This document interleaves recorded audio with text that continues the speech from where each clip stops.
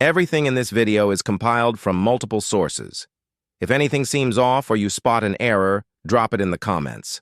Every culture on Earth invented monsters. Giant birds, poisonous snake gods, shape-shifting river spirits, hellhounds that burst through church doors mid-sermon.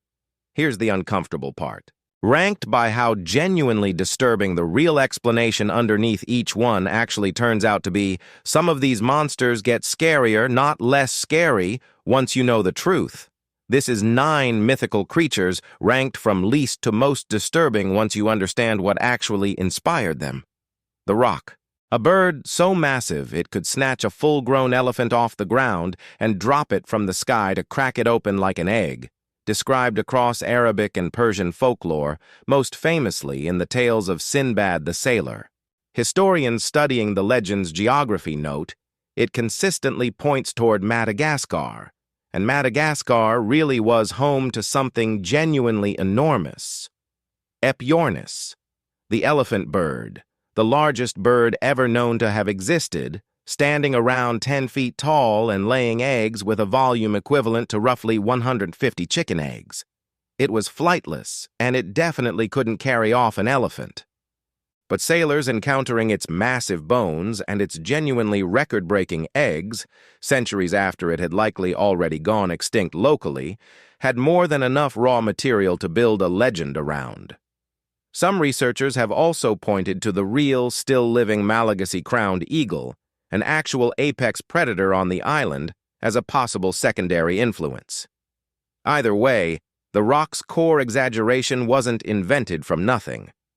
It was built from a bird that really was the largest that ever lived, the Kappa, a water-dwelling creature from Japanese folklore, roughly human-sized, said to lurk in rivers and ponds waiting to drag unsuspecting swimmers, particularly children, down beneath the surface.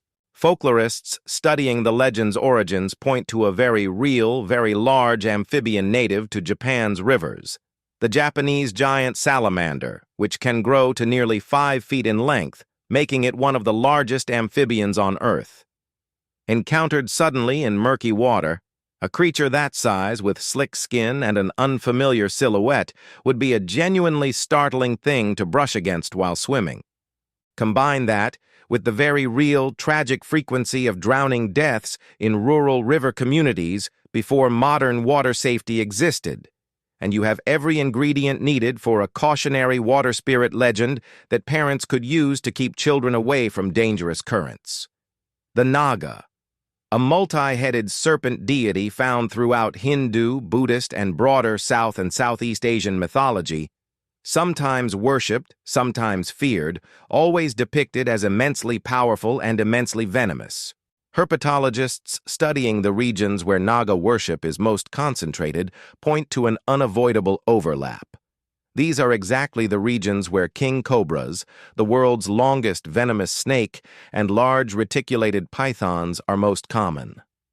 A king cobra can rear up to roughly 1/3 of its body length, putting its head at genuine eye level with an adult human, hood flared, entirely capable of delivering a fatal bite. A culture living alongside an animal that dangerous, that visually striking, and that genuinely lethal had every reason to elevate it into a deity rather than just a pest. The Manticore, a creature with the body of a lion, the face of a man, and a tail that could launch venomous spines like arrows, first described by the ancient Greek physician Ctesias after he heard second-hand accounts from Persia. Historians studying Ctesias's original account believe he was likely describing a real, exaggerated version of the Caspian tiger, a genuinely massive predator that once roamed exactly the regions his sources were describing, now extinct in the wild. Persian hunters and travelers, already prone to dramatizing a genuinely terrifying apex predator, likely layered on embellishments, a human-like face possibly drawn from misremembered accounts, spines possibly inspired by porcupine quills from an entirely different animal folded into the same description over repeated retellings. Ctesias wasn't lying outright. He was almost certainly compiling second-hand, exaggerated reports of something that really was capable of killing a grown man in seconds. the Sphinx. A creature with a lion's body, a human head, and sometimes wings, famously guarding the entrance to Thebes in Greek mythology, killing anyone who couldn't answer its riddle. Art historians studying ancient Near Eastern and Egyptian imagery note that composite guardian statues, lion bodies specifically, paired with human or divine heads, were an extremely common architectural choice across multiple ancient civilizations, intended as apotropaic protection, mounted at tomb entrances and temple gates specifically because a lion's body represented physical power that anyone approaching would immediately recognize as dangerous. The riddle-asking, man-killing version popularized in Greek myth appears to be a narrative elaboration layered onto an already widespread real-world architectural tradition, transforming a stone guardian into an active predator with a story of its own. The Hydra. A massive, multi-headed serpent that regrew 2 heads for every one severed, guarding a poisonous swamp near the ancient city of Llorona, eventually defeated by Heracles as one of his 12 labors. Naturalists studying the Lernaean marshes have pointed to a mundane but genuinely dangerous real hazard in exactly that region. Dense colonies of venomous water snakes nesting together in wetland terrain, which to anyone startling the nest could easily look like one writhing, many-headed creature striking from multiple directions at once. Some researchers have also noted that swamp environments like Llorona can release flammable natural gases, occasionally producing eerie, hard-to-explain flame or bubbling effects at the water's surface, adding a second layer of genuine strangeness to an already dangerous wetland. Neither explanation is certain, but both describe a real place that was possibly worth being terrified of long before anyone added regenerating heads to the story. Black Shuck. A massive, spectral black dog from English folklore, said to prowl the coastline of East Anglia with glowing red eyes, its appearance treated as a genuine omen of death. This one isn't just folklore layered over a vague natural phenomenon. On August 4th, 1577, a documented violent thunderstorm struck the Church of St. Mary's in Bungay, Suffolk during Sunday service. Contemporary accounts, including a pamphlet published by Reverend Abraham Fleming shortly afterward, describe a massive black hound bursting through the church doors amid a crack of lightning, killing a man and a boy inside the congregation before the church steeple itself partially collapsed. The same storm reportedly struck Blytheburgh Church 12 miles away that same day, leaving scorch marks still visible on the door today. Modern researchers studying the event believe a direct lightning strike, striking a stone building crowded with people during a violent storm, is the far more likely explanation for the deaths and destruction, later reinterpreted by a frightened, deeply religious congregation as a demonic hound. Real people really died in that church on that specific day during a documented storm. La Llorona, the weeping woman of Mexican and broader Latin American folklore, a ghost said to wander near rivers at night, mourning children she drowned herself, her cries used for centuries to warn children away from dangerous water at night.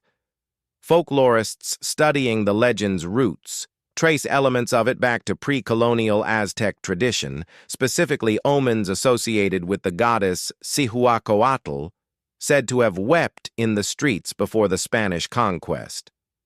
Later colonial-era versions of the story increasingly centered on real devastating grief, drowning deaths, and, in the darkest tellings, infanticide born from desperate circumstances during periods of famine, colonization, and social collapse. Historians studying folk tales with this exact structure note they frequently function as encoded processing of real generational trauma, community tragedy transformed into a repeatable, teachable warning rather than a story anyone fully invented from nothing. The Aswang, a shape-shifting monster from Philippine folklore, sometimes described as a woman by day who transforms at night into a winged, blood-drinking predator, historically blamed for stillbirths, sudden infant deaths, and vanishing corpses. Anthropologists studying the legend's history point to a genuinely difficult real-world source. extremely high rates of maternal and infant mortality in the pre-modern Philippines, combined with limited medical understanding of complications like stillbirth, premature burial, and postpartum illness. Communities without any framework for these tragedies possibly needed somewhere for that grief and confusion to go, and folklore researchers have noted that Aswang accusations frequently escalated during real local health crises, sometimes tragically directed at specific women, particularly midwives, healers, or those simply living alone, who became scapegoats for tragedies that were genuinely entirely medical. Some researchers have also connected certain Aswang sightings to real nocturnal fruit bats, whose appearance and unsettling nighttime activity near villages may have layered onto the legend further. The most disturbing part of the Aswang was never really the monster.